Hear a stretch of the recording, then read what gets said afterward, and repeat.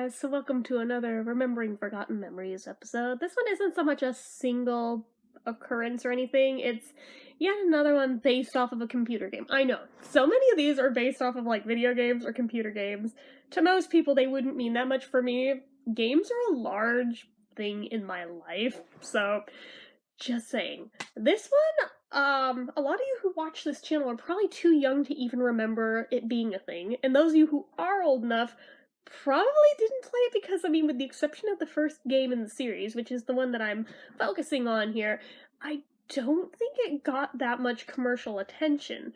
But, that game was by a company called Purple Moon, which is now long since defunct and makes me very sad. But the game was called Rockett's New School, and it basically was one of those late 90s point and click story choose your own adventure type games, which I still nerd out over to this day. I love those. But anyway, yeah, so this one, just timing wise, I glomped onto it because this was about a girl who was entering a new school in 8th grade, and I, for the first time in my life, was about to change schools in 8th grade. So I was just like, oh my god, yes, it's going to teach me how to do the thing and maybe not suck at it. Or at least so went my mentality going into this.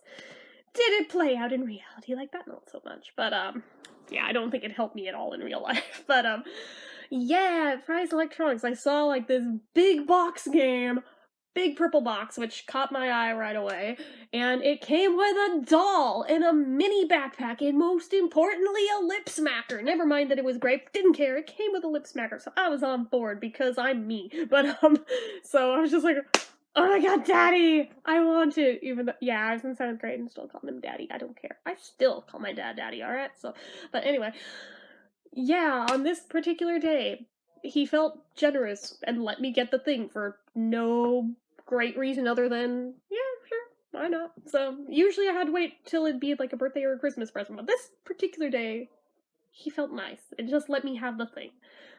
So, okay, I have the thing. I bring it home. I'm so excited. And I remember I install the dang thing and get it up and running, and I'm like immediately nerding out over just the animation style in it.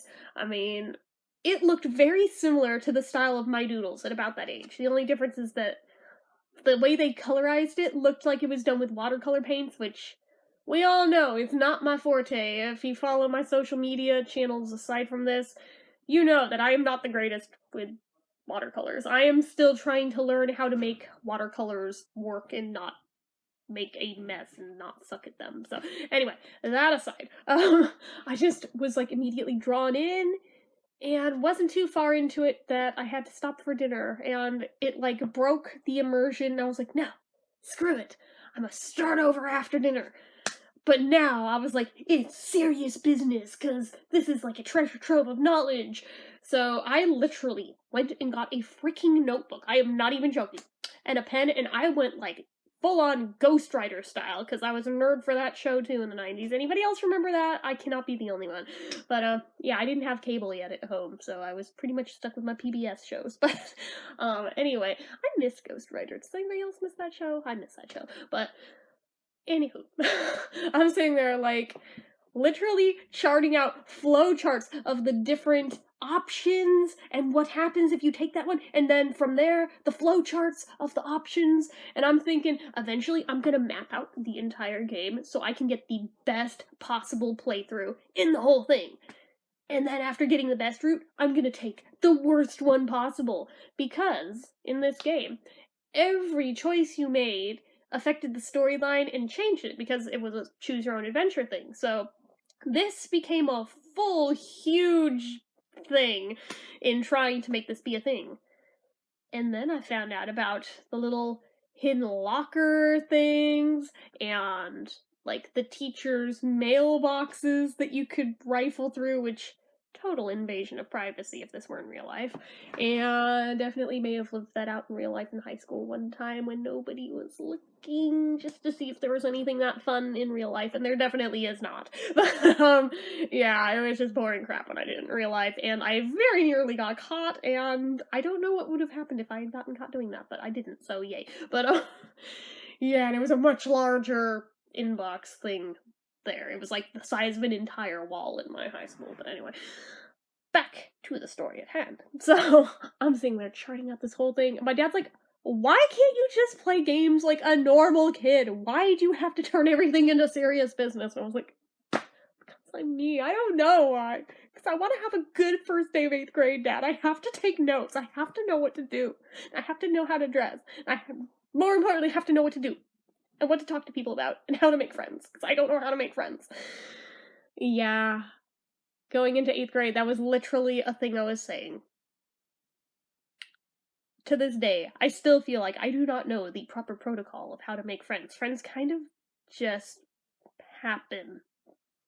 Yeah, so anyway, especially in the social media age, they really kind of just happen. Like, half the people on my Facebook list, I don't think I could honestly tell you where the hell I originally know them from, but they're my friends, so.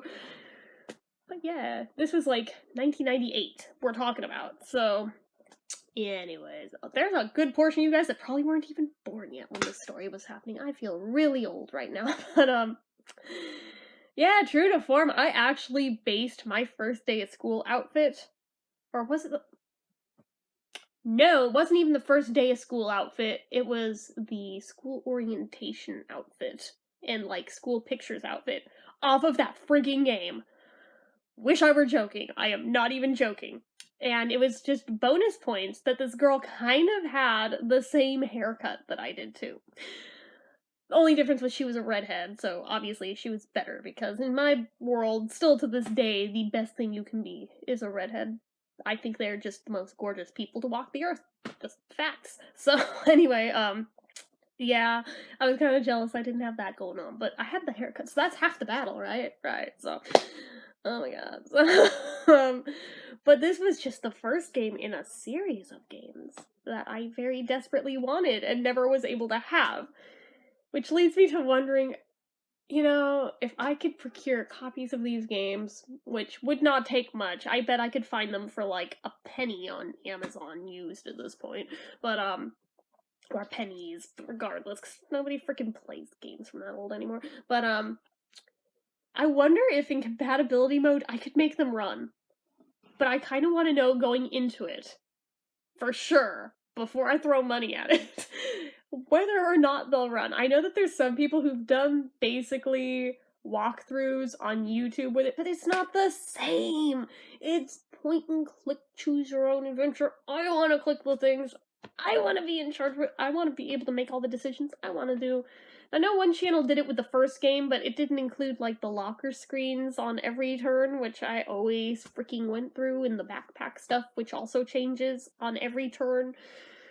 But yeah, ask me how the backpack magically changes its contents from turn to turn. I don't freaking know, but it somehow does. But, anyway. Yeah, I desperately wanted to play the other games, and I never got to, and I have, to this day, always felt like I missed out for not getting to play the rest of that series. So if anybody happens to know if on a Windows 8 computer, will the Rockett's New School series, the Rockett series, I guess I should call it, will it run? Or will it not? Like, admittedly, I don't know really how to get DOSBox working properly, so I'd rather not go that route. I mean, I think I managed it once, and it was such a pain in the butt. I never did it again, but yeah, just install compatibility mode. Will it work? I don't know for sure. If anybody else by chance knows, please let me know, because if it's a yes, guess who's hitting up eBay or Amazon or wherever has each game the cheapest? Because for real, I don't know what the heck crawled up my butt and reminded me of these games recently, but something did, and I just had all forms of nostalgia for it and really would like to play it again. I mean, I might resell them after I'm done with them, just because I don't think I need to, like, replay them over and over and over once I get it out of my system, especially on the future games. I might keep the first one just for sentimentality's sake, but yeah, the other ones I probably don't need to, but yeah, I don't know. It would be nice just to be able to. I don't have an old school gaming rig at my exposure. Disposal? Disposal, that's the word I'm looking for. Exposure. What the hell, self? Come on, you're not even half awake. But, Yeah, that. Technically, my dad does have a big desktop computer downstairs in his den that has like Windows 98 or something on it. Will not let me touch it. He will not let anyone but himself touch it. No, that's not his normal computer, but he has it for like really old school software that he's got. And it pisses me off that he won't let me use it, because I have a bunch of old school 90s software that I would love to be able to run again, just for nostalgia's sake, and he won't let me do it. I kind of don't want to throw a shit ton of money at an old school gaming rig that's going to take up a shit ton of room. So, yeah, I know. So I'm just like, if I could just get it up and running on my modern computer, that would be ideal, but I just don't know if it's possible or not. So, if anyone knows, let me know down below, because I would like to know. But yeah, and if it does, you know darn well I'd film it for YouTube, so. Anyways. Yeah, there was also a website that went along with it too, and there was like another sub-series that they also did that was like, what is it? Secret Adventures? I feel like it was called the Secret Adventures series, but I also might be mixing that up with a 90s Christian kid TV series that I also had that was like the Secret Adventures series. So I'm like, oh, I don't know. Am I just screwing it up with that? Or was that actually what it was called? I'm not sure, but I feel like it was Secret Adventures. But yeah, the website more heavily dealt with that series than with the Rockett series. And I have found a couple of very brief gameplay videos of some of those. I also didn't own them, but it had a lot of the same characters, and those games might have come first because they looked like really like watered down versions of the characters. Like they were not animated as well or anything, so but they were the same names, same faces. Yeah, so I don't know. It'd just be interesting because I always felt like I missed out. That was one series that just, even from the first game, was near and dear to my heart, and I really wanted to be able to explore the rest of. It'd be nice to be able to do the thing, but I just don't know if it's realistically possible this far after the fact with how far computing has come now, because compatibility mode is not perfect. I still can't make Sims 1 play correctly on a modern machine. I mean, I can install it, I can get it to run for a little bit, and then it crashes like a beast, especially when I, which expansion is it? The one where it's like the Hollywood town? I can't make that one run for shit. So, that one and, excuse me, the magic one, the magic cabinet, what the hell was it called? The one where you turn everybody into wizards and shit. That one, I can't make it run either, and it makes me really sad, because those were the two original era Sims games I was always missing back in the 90s or 2000s, whichever it was. I think it came out in 2000, but, yeah, so I missed out on those, and thought I finally will get to play them, and then maybe not. Damn. So, yeah, that kind of sucks, but what can you do, right?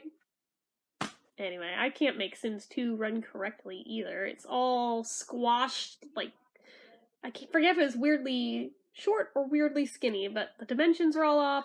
It runs way too fast, and I'm like, this is kind of unplayable. And that makes me sad, because Sims 2 was, like, my favorite in that series, but I am all off topic, so I think I'm just gonna go ahead and post this, because, yeah. I don't know. I was just feeling nostalgic for a game I have not thought about in, like, 20 years. Yeah.